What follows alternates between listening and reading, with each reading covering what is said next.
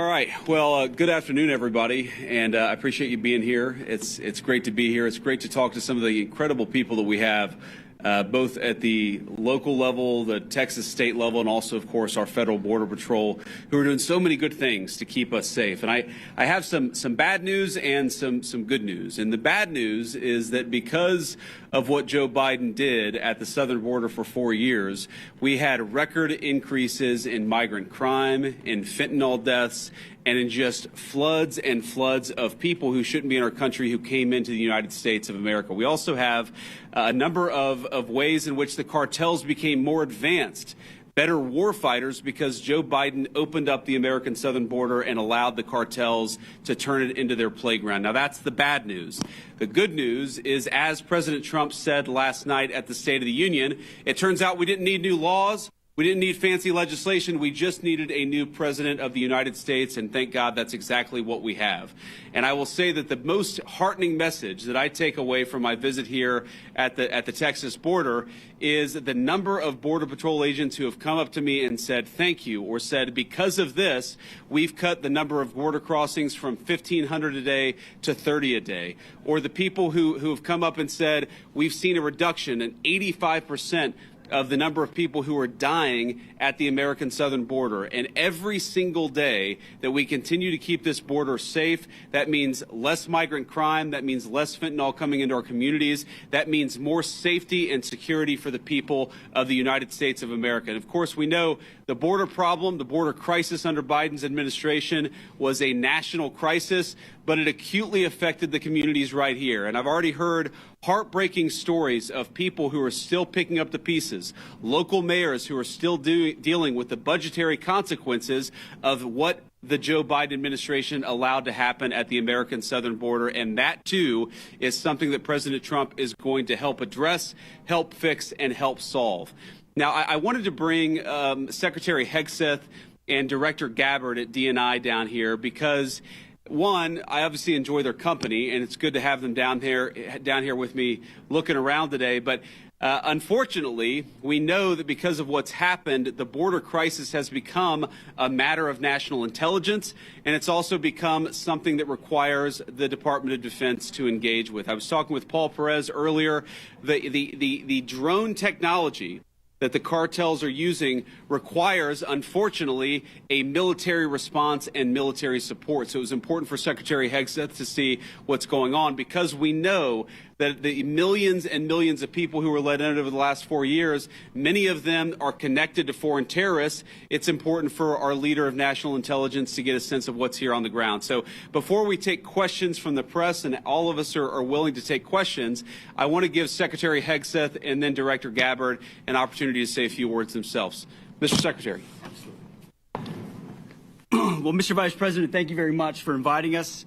It's great to be here with you, with the director, with our fellow friends in civilian clothes and in other shades of green. This is a demonstration of a true partnership on the southern border. As President Trump has made clear on the campaign trail and from day one and last night, border security is national security. And from the Defense Department, we've watched for a couple of decades other people's borders being secured while ours was open for an invasion of drugs and of violence and of chaos for American communities. That stops under President Trump.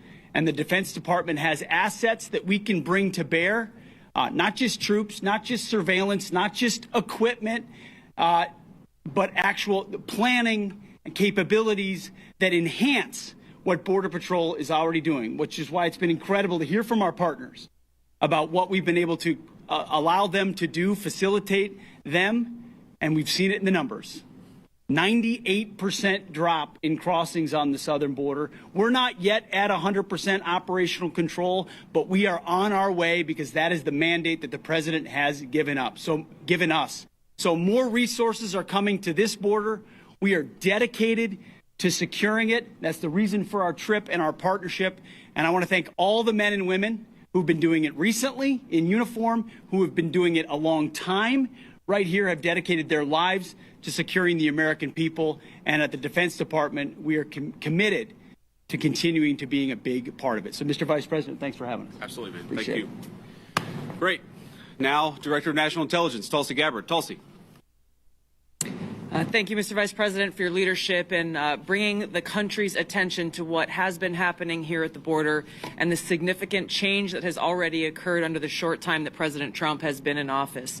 Really, what you're seeing here today and what you'll continue to see is a unified effort across President Trump's national security team, the Department of Homeland Security, towards our mission, which is to ensure a safe, free, and prosperous society for Americans.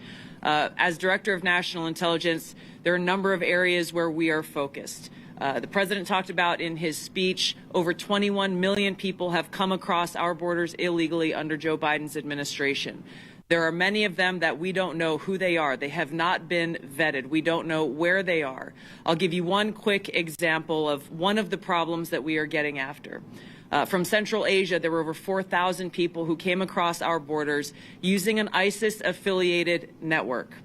Our National Counterterrorism Center went through and identified those individuals. There were hundreds of them who were either known terrorists or associated with known terrorists.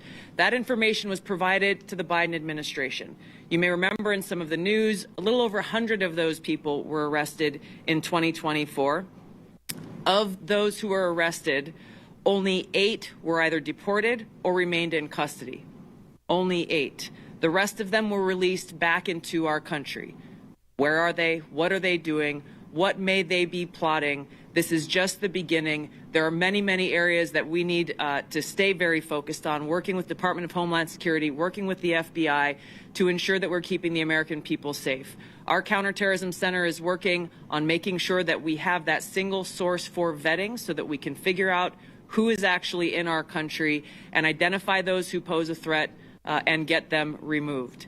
The President's designation of the cartels as foreign terrorist organizations falls directly into this, especially as we're seeing some of the tactics that these cartels are using reflect some of the tactics that we've seen used by Islamist terrorists in countries that many of us have served in overseas. Our mission is very clear. Our objective is to keep the American people safe. I'm grateful to be a part of this team that President Trump has assembled to accomplish that mission. Thank you. Great.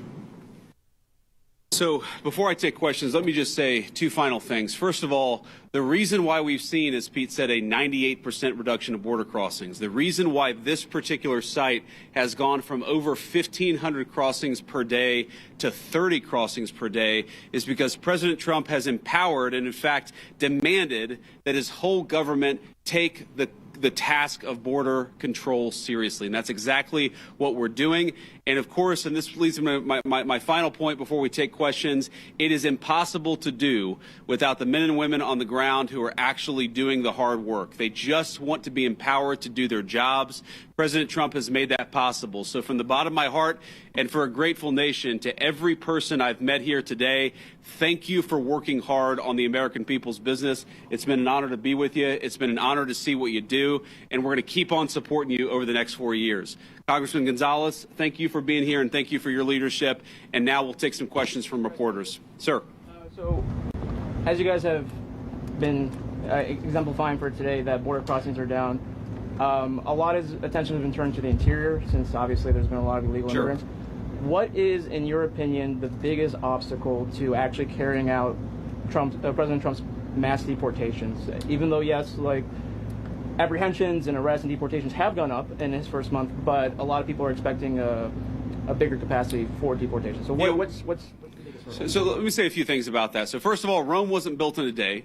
And we have seen pretty significant increases in deportations and apprehensions and arrests. But we have to remember that President Biden gutted the entire immigration enforcement regime of this country.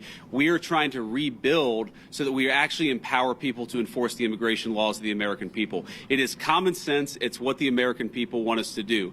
There are a couple of other things that we're working on. I don't want to get ahead of any public announcements, but one of the ways that we wanted to make sure that we're enforcing our border is that we make it easier for people who are here illegally to go back home of their own accord. We don't want to have to go around and arrest every person, but we will enforce the American people's immigration laws. If you're here illegally, the message from our administration is you should go back home, and if you want to come to the United States, apply through the proper channels. That's an important thing that we're doing. And the final thing is this costs money. One of the most important parts of the president's reconciliation priorities is, of course, tax reform on the one hand, and on the other hand, making sure that we get proper resources so that we can pay for the flights, and we can pay for the detention centers, and we can pay for all the components necessary to ensure that we're re-migrating illegal immigrants back to their country of origin. I guarantee it is a part of the president's priorities. We'll keep on working on it. We've made a lot of progress, but we're going to keep on working on it over the remainder of the president's term. Please. Yeah, go ahead. Mr. Vice President, I want to ask you about border wall and tariffs. But first on the border wall, how do you and the president... Could you say your outlet, by the way, when you guys ask questions? Yeah, Reagan Reese, Daily Caller. Thank you. How do you and the president define success this term with the border wall, and how much of the southern border wall needs to be walled off before Trump leaves office? Well, look, I think the president's hope is that by the end of the term, we build the entire border wall. And, of course, that's the physical structure of the border wall itself. But we even heard today there are so many good technological tools, so many great artificial intelligence enabled technologies that allow us, for example, a camera, not a person, but a camera picks up somebody 2 miles away who's about to come across the southern border. Maybe it's livestock, right?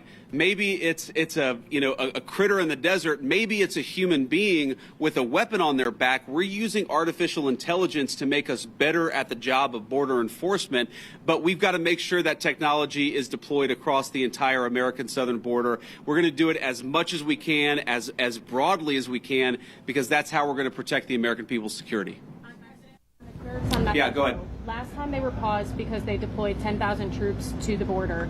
What can they do this time to make the tariffs go away?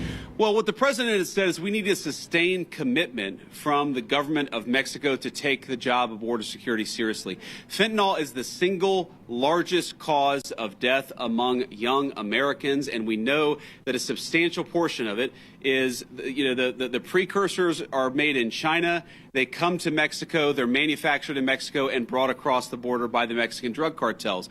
We want to see fewer Americans dying of these terrible fentanyl overdoses when we're going to apply as much leverage as possible to the Mexican government as possible. In some ways, look, the president obviously cares deeply about the American people. He serves the American people first. I actually think he's doing a huge favor to the people of Mexico, because if they don't get control of these cartels, the people of Mexico are going to wake up in a narco state where the cartels have more power than their own government. President Trump is trying to help. The Mexican government needs to take this issue of immigration enforcement seriously. In the back, yeah.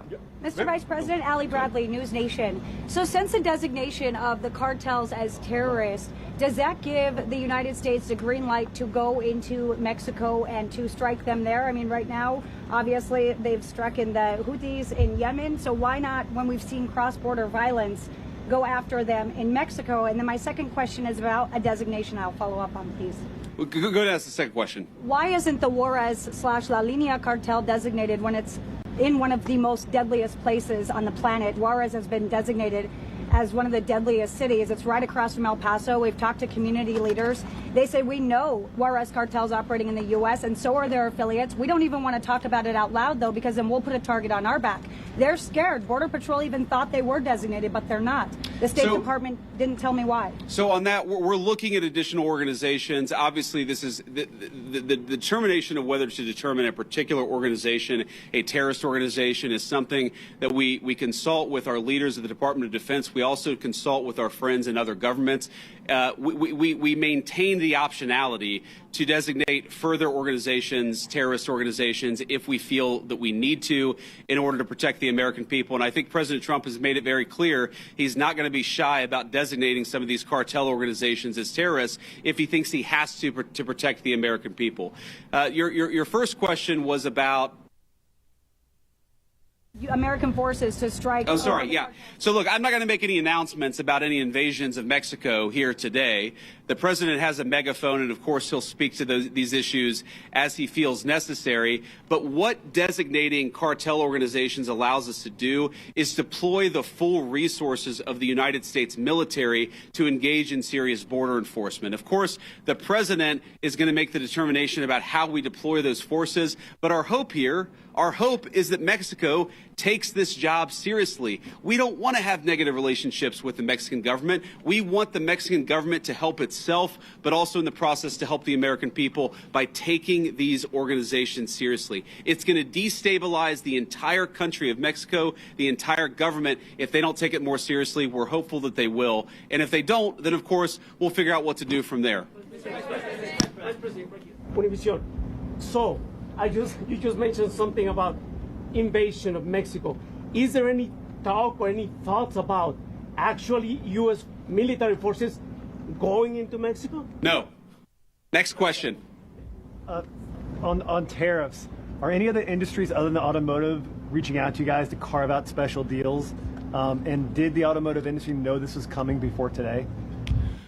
Well, a number of industries have reached out to us to ask us for exceptions to the tariffs, but I think the president's been very clear here that he wants the tariffs to apply broadly. He doesn't want to have 500 different industries getting 500 different carve-outs, and the way to avoid application of the tariffs is to have your factory and have your facility in the United States of America. That is the way. Invest in America. That is how you will avoid being penalized by these tariffs. Sir. Vice President, KSAT 12, John Paul Barajas. You've been talking about the improvements that your administration has done here with the crossings. Can you talk about the decline prior to President Trump taking office under the Biden administration? Well, I think like so many Americans, apparently members of the Mexican drug cartel figured out in November and December after the election that Joe Biden was asleep at the wheel and they had to be dealing with the then president-elect and now president. If you look at what drove the declines before the inauguration, people will tell you they knew that Donald Trump was coming back into office. They knew he was going to take border enforcement seriously. And so they were already getting ahead of actually cutting down those illegal crossing numbers. We saw that from the Mexican government, of course, because we were threatening some economic sanctions against them. But we also saw it from the cartels themselves. And even today, because, of course, it doesn't, it takes a little time to get from the deepest parts of Central America to the American southern border. What we often find is that there are massive numbers of illegal immigrants who have already started to make the trek and have decided, you know what, because Donald Trump's president, we're going to go back home. We heard today about a Honduran group of migrants who decided they're just going to go back home because they recognize that under Donald Trump's leadership, we take border enforcement seriously. Thank you all. Take care.